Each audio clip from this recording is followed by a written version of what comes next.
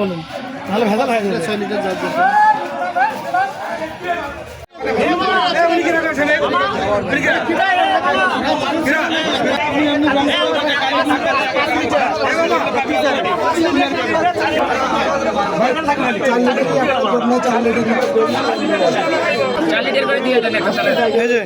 এইরকম সবগুলো তো করো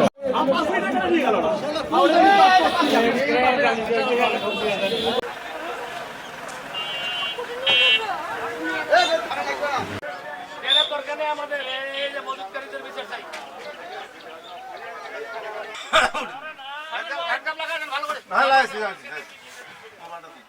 জমা দিয়ে দিন স্যার যে কয় টাকা লাগান দেবো আচ্ছা ভালো ফটোকপি একটা নিয়ে আসবেন খাটো আছে এটা আমার করে দেওয়া লাগবে